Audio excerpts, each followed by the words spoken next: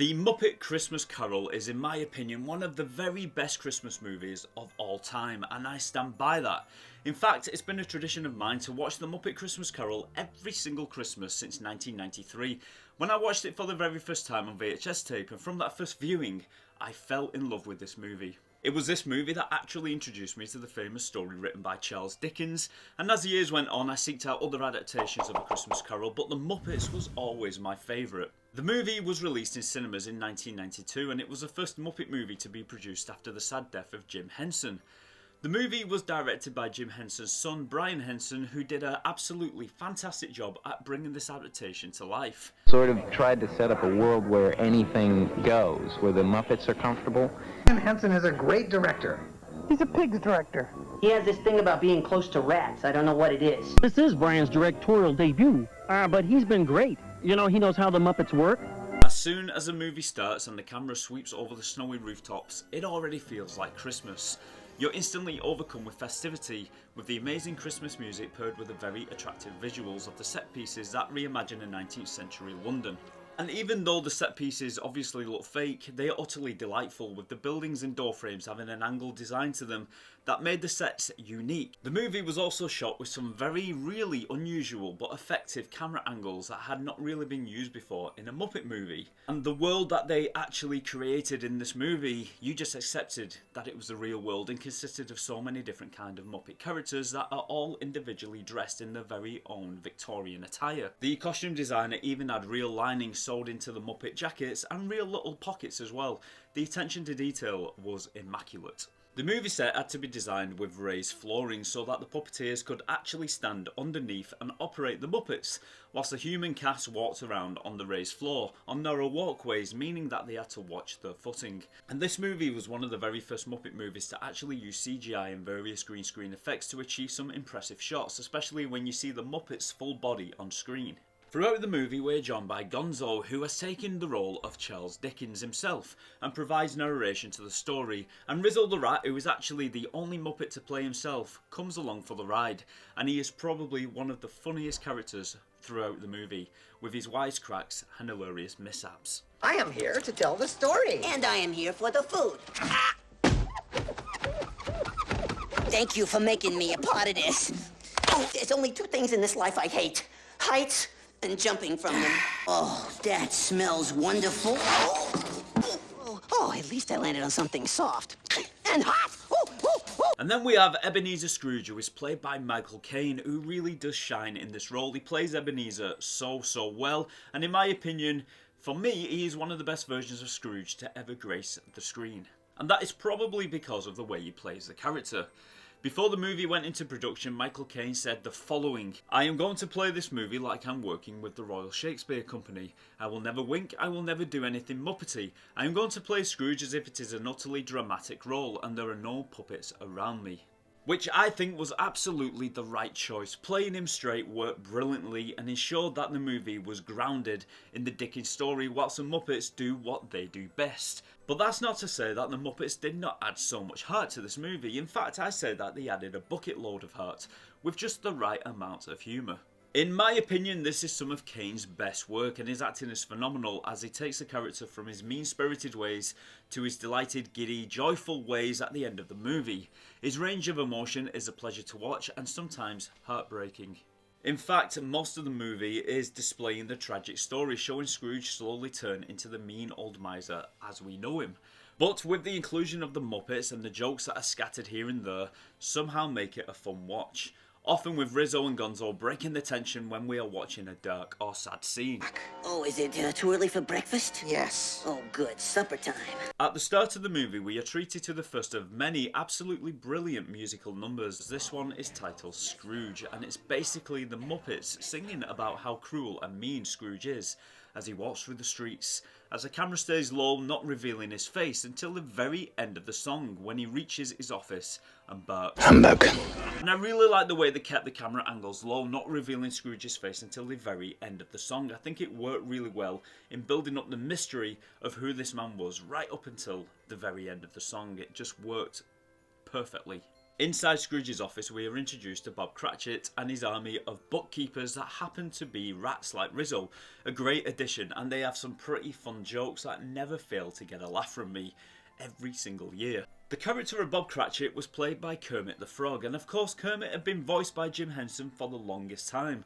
But now the voice of Kermit came from the vocal cords of Steve Whitmire, and Steve was quite nervous and anxious about voicing Kermit after Jim Henson did it for so many years. And in my opinion, he does a fantastic job, and it is quite hard to tell the difference. It's practically flawless. And it's in this scene that we get to witness just how cruel Scrooge can be by refusing to let his staff have coal for the fire. If you please, Mr. Scrooge, it's gotten colder. Yeah. And the bookkeeping staff would like to have an extra shovel full of coal for the fire. How would the bookkeepers like to be suddenly unemployed? We also get to see him refuse to have Christmas dinner with his nephew, and then we get to meet Bean Bunny, who plays a little homeless boy who at one point we see singing Christmas carols to Scrooge, only to have a wreath thrown at him. And then we see Scrooge refuse to give to two charity workers played by Dr. Bunsen Honeydew and Beaker, and he shows them the door. And if you watch very carefully, it almost looks like Beaker is flipping Scrooge off before he leaves. I think we've taken enough of Mr. Scrooge's time. Oh dear. Oh dear, dear, dear. A little later, after Bob Cratchit convinces Scrooge to let his staff take Christmas Day off work, much to his dismay, he leaves for the night.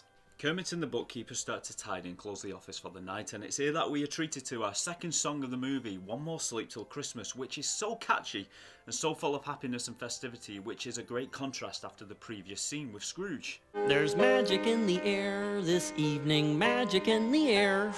The song continues as the Muppets venture outside where the Penguins' Christmas skating party is in full swing. And as the song ends with some very beautiful visuals, we see the little homeless bunny shivering in the cold, trying to stay warm. This is the way the movie works. It kind of gives you a hard scene to watch, and then they lift it with a bit of levity, and then they give you another hard scene. They kind of always dropping you in and out, so your emotions are always up and down. In the next scene, we see Scrooge arrive home just before he encounters the ghosts of Jacob and Robert Marley, and the movie does a great job at building up the tension before they arrive, with lots of dark shadows and jump scares, and for a Muppet movie, it is really quite dark. Jacob and Robert Marley are played by the Muppets Statler and Waldorf, an absolutely perfect casting choice in my opinion. And they have been cursed to never rest and wear heavy chains in the afterlife due to their misdeeds in life. They tell Scrooge that this is his destiny, this is his fate, and that he wears such a chain. Now, of course, in the original Christmas Carol, there's only one ghost, which is Jacob Marley, but in the Muppet version, they create a second character named Robert. And for the longest time, I thought this was the original story. I thought there was actually two ghosts named Robert and Jacob. It was only later on that I started watching other adaptations and I actually read the book that I learned that there was only one ghost, but because of the Muppet Christmas Carol, I always thought there was two. It's in this scene that we get the next song in the movie, sang by the terrible duo themselves, titled Marley and Marley. And like the other songs, it's catchy, but this time it has a much darker tone, as they sing about their misdeeds in life, and the song really does drive home that Scrooge is doomed if he doesn't change his ways. Oh, Scrooge, you're doomed for all time. Scrooge is then told that he will be visited by three ghosts for a chance of redemption and to expect the first ghost when the bell tolls 1. Now, before we go any further, let me just talk about the three Christmas ghosts. They were originally meant to be played by the Muppet cast, but it was decided that the three ghosts should be brand new Muppets made especially for this role, and I think it was the perfect choice as all three are brilliantly designed. Now, first we have the Ghost of Christmas Past, which actually does not look like any other Muppet on the screen. She is quite unique, more like a little doll. And she glows and she floats in the air and all her costume is kind of wispy, and apparently the puppeteers achieved this effect by actually using the puppet in a tank of water to make the material float around like a ghost. And then the image was flawlessly somehow placed into the screen with Michael Caine perfectly. And then we have the Ghost of Christmas Present, who is a little forgetful, and he only lives in the now, in the present, which I believe is only used in this version to amplify the fact that this ghost lives in the present and is forgetful when it comes to the past. The puppet they created is a big, jolly, bearded ghost, and he shrinks down to Scrooge's size when they meet. And you also see the Muppet become older as the storyline continues. And then we get possibly the scariest Muppet in the whole movie, the Ghost of Christmas Yet to Come, who looks somewhat like a ringwraith from the Lord of the Rings movie. He has outstretched arms with long bony fingers. And for a Muppet movie, this movie is kind of dark and scary, but it is so good.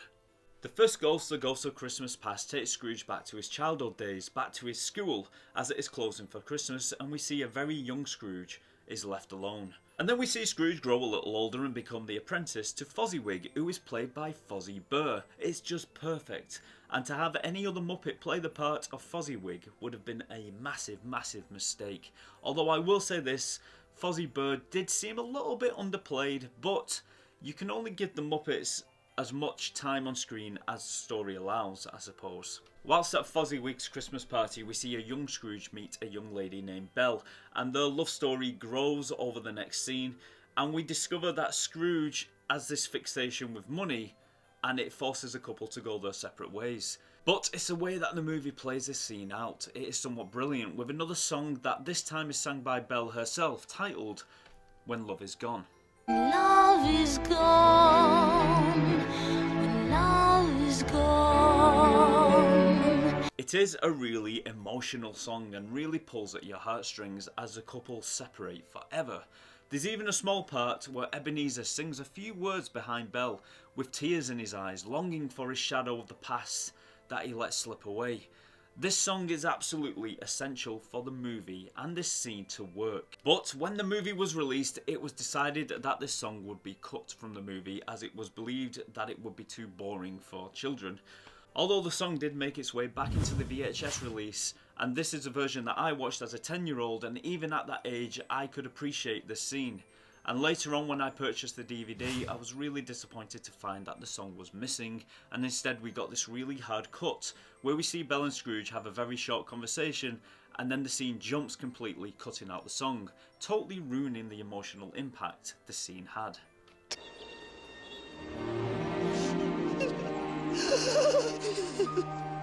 Oh, Rizzo. You see, this song wasn't only essential for this part of the story, but it was essential for the end of the movie also, where Scrooge sings a version of this song called The Love We Found. And it drives it home that the love Scrooge once lost, he has found again with his friends at the end of the movie. And that is actually how it was for the longest time. The clip just vanished from the movie. That is until 2022, when Disney Plus included the song once again on their streaming service, and you can actually go and view this yourself right now by selecting the special features and then selecting the uncut version, and you will be treated to the full version with the song by Belle, which is definitely the best way to watch this movie. Next, Scrooge is visited by the ghost of Christmas Present, who shows him visions of Christmas Day and shows him the happiness Christmas brings again with an absolutely brilliant song, It Feels Like Christmas. Probably one of my favourite in the whole movie. True, wherever you find love, it feels like Christmas. Next, the spirit takes Scrooge to his nephew's house, where he and his family are enjoying a fun game of yes and no, which is unfortunately at Scrooge's expense. An unwanted creature, but not a rattle-leech or a cockroach. Then what? Then what? What? It's Ebeneezer Scrooge. And the way Scrooge reacts to the cruel way they are talking about him is actually quite sad, and you actually feel for him as he realises what people actually do think of him. It's a scene that always hits hard. The ghost then takes Scrooge to the Cratchit household, where we meet Bob Cratchit's family. The diva Miss Piggy plays Bob's wife, and we have his daughters Bettina and Belinda Cratchit, his son Peter, and of course his other son Tiny Tim, played by Robin the Frog. The ghost shows him how the family struggle with so little money, but nonetheless are enjoying Christmas Day with their very modest goose. Kermit, or Bob, lifts a glass to the founder of the feast, Mr. Scrooge, to which Miss Piggy, Emily, quickly shows her disgust. And it's in this scene that we meet Tiny Tim, Bob's sickly son, who walks with a crutch and has a heart of gold, and it's clear that this may be his last Christmas. Here we get the next song in the movie, Bless Us All, sung by Tiny Tim, and it's another heartwarming tune that only makes Tiny Tim's loss more difficult to bear later on in the movie. Bless us all who gather here. And then we have the scariest spirit of them all, the Ghost of Christmas Yet to Come, a truly Terrifying creation shrouded in a black robe with a dark void where his face should be, and arms that stretch out with very long bony fingers. Even Gonzo and Rizzo leave us at this part of the story because they are too scared to stick around. Oh, this is too scary. I don't think I want to see any more.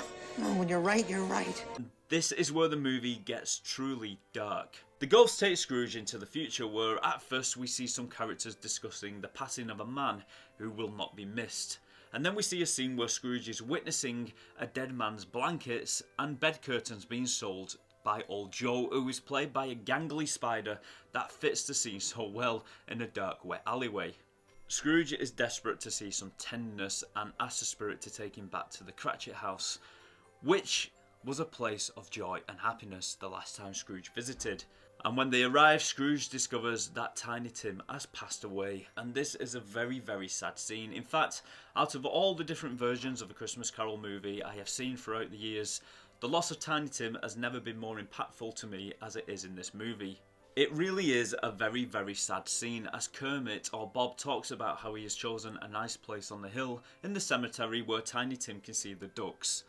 When he delivers that line, it's heartbreaking, and you really get a sense of loss as the instrumental version of Bless Us All that Tiny Tim sang earlier in the movie plays in the background.